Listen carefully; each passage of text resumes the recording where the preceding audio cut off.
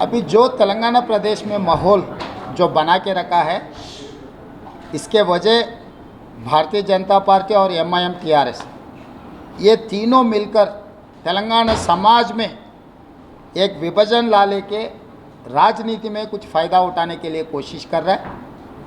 कभी अकबरुद्दीन ओवैसी कुछ कहेगा, कभी राजा सिंह और कुछ कहेगा।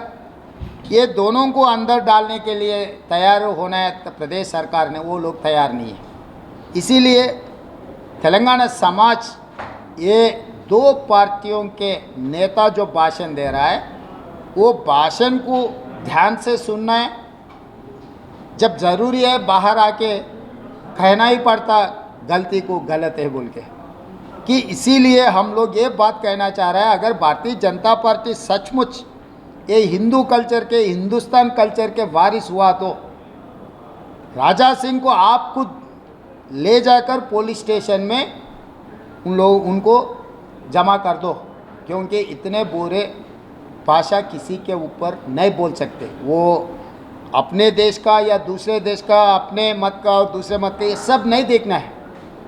कोई आदमी ऐसे लैंग्वेज किसी के खिलाफ नहीं इस्तेमाल कर सकते। इसीलिए कांग्रेस पार्टी का एक ही डिमांड है, भारतीय जनता पार्टी और तेलंगाना सरकार से, जो ऐसे विद्वेष भाषण दे रहा है उन लोगों को थाना में डालना है, उन लोगों को देशद्रोही केस लगाना है, जेल पे भर्ती करना है।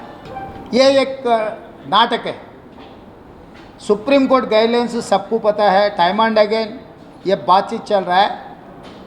एक दिन पार्लियामेंट चल रहा था, मैं पार्लियामेंट मेंबर हूँ, सिनेमोस लीडर हूँ, कहीं ड्रोन चलाया बोल के विदाउट 41 सीआरपीसी मुझे अरेस्ट करके चरलापल्ली जेल में भर्ती किए। 1 महीना लगा मुझे बेल लेने के लिए।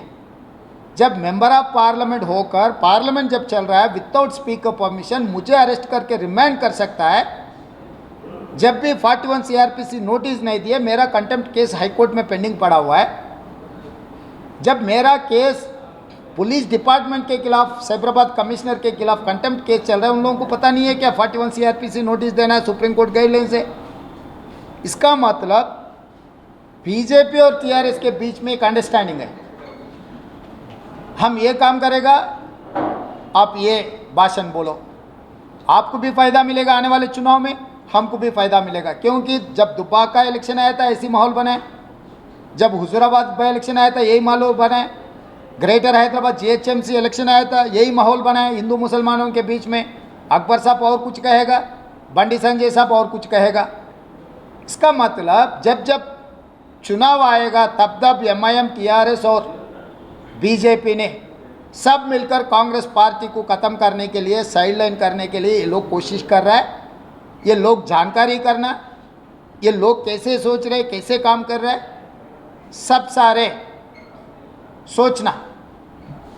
मुनुगोड बाय इलेक्शन नरेशन के लिए सब लोग एक नाटक खेल रहा है।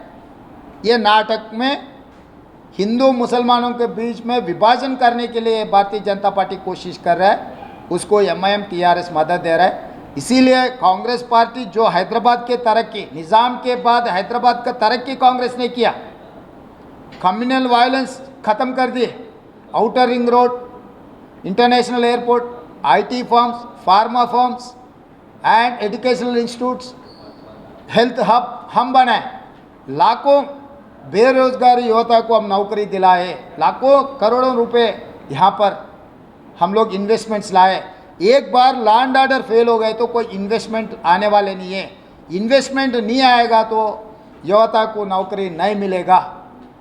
जब हैदराबाद ब्रांड इमेज अगर मार्क आ गए तो हैदराबाद आने वाले नहीं रहेगा। इसीलिए हम लोग, हमारा गुजारिश है बीजेपी, टीआरएस और एमआईएम से, ऐसे हरकतें मत करो। राजनीति में आपको कुछ फ़ायदा होगा, मगर परमानेंटली तेलंगाना और हैदराबाद ब्रांड इमेज मार्क आएगा, बेरोजगारी बढ़ेगा। ये किसी के लिए फ़ायदा नहीं है बोल के कांग्रेस पार्टी उन लोग सुझाव दे रहा है। इन लोग ऐसा कोशिश किए तो कांग्रेस पार्टी खामोश नहीं बैठेगा, इन लोगों का खिलाफ लड़ेगा। ये सब सारे जनता को हम लोग याद दिलाएगा, सब सारे जनता को हम लोग बोलेगा।